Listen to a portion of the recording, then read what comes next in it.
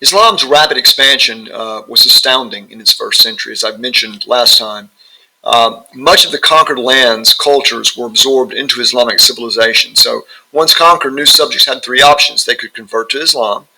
They could become a protected minority in exchange for taxes. That's not unfair because part of the five pillars we'll talk about later is that Muslims pay taxes for the creation of a just society. So if you were a Jew or a Christian, you would pay a tax that, because you weren't paying the zakat that Muslims pay.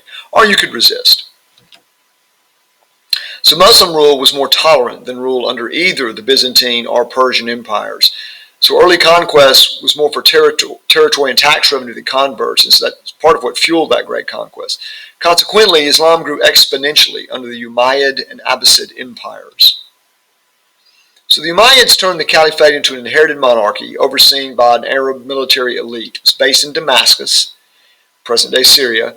They adopted and adapted the advanced, impressive bureaucracy of the Byzantine Empire.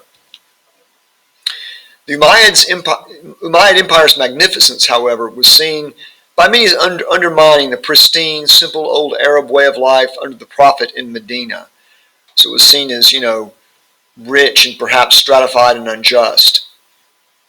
The Umayyad dynasty came to an end in 750 after a revolt that led to the establishment of the Abbasid Caliphate. And the Abbasids ruled until 1258 from their capital in Baghdad. It was a remarkable civilization. Its intellectual achievements were legendary. It was very diverse, with Jews and Christians serving in the Abbasid bureaucracy. The Abbasids were great patrons of the emerging class of religious scholars who were called the ulema. That's a plural. Alim, A-L-I-M is the singular. The Abbasids built lots of mosques and schools, partly to legitimize their rule, because they were, after all, usurpers of the Umayyads. Abbasid intellectual achievements are too great to mention. Among them was the invention of algebra, which is actually an Arabic word. Europeans emerging from the Dark Ages turned to these Arab sources to recover their own heritage. So the Arabs preserved a great deal of Greek philosophy, say, for example, the works of Aristotle, which later Westerners would only get back by translating them back from Arabic. The Golden Age of Islamic culture, however, paralleled the political fragmentation of the Abbasid Caliphate. Theoretically, some of these early kingdoms in Spain were part of the Caliphate, but they really were pretty independent. There were internal threats, for example, Shia revolts, and external threats, like the Crusades. The Abbasid dynasty finally fell in 1258, frickin' Mongols. It was replaced after a short time by a string of smaller Muslim states or governments called sultanates, ruled by a sultan. These stretched from West Africa to Southeast Asia, to the Philippine Islands. Islam penetrated farther than ever before, largely through the missionary work of traders, merchants, and Sufi brotherhoods. More about them later. So three of these sultanates became empires, imperial sultanates. The Turkish Ottoman Empire, 1282 to 1924.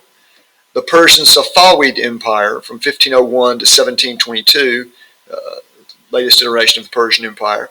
And finally, the Indian Mughal Empire from 1520 to 1857. All three experienced great political power, magnificent cultural flowering as well. This is the Topkapi Palace, the seat of the Ottoman Empire in Istanbul. This is the Blue Mosque in Isfahan. It's sort of one of the most beautiful building examples of the Safavid Empire. And this, of course, is the Taj Mahal, built by the Mughal Emperor Shah Jahan as a tomb for his wife. A sultan means the one with power. And in the Safavid Sultanate, it was Shah, which is Persian for king. The last Shah of Iran, deposed in 1979, was called the Shahanshah, or the King of Kings. So rule was based on a combo of military strength and religious legitimacy. Islamic law was the official law of the state, although a ruler might make secular laws, civil laws in addition. Religion and state supported each other. The Imperial Sultanates peaked in the 16th century and were in a state of serious decline by the 18th century. You may remember from warning about World War I, that the Ottoman Empire was referred to as the sick man of Europe. This decline coincided with industrialization and modernization and growing power of the West. Thus, from the 7th to roughly 18th century, to be a Muslim meant living in a Muslim society belonging to a transnational community and maybe part of a Muslim empire. This vision and ideal has been challenged significantly in modern times. If not most Muslims, have been challenged by colonialism.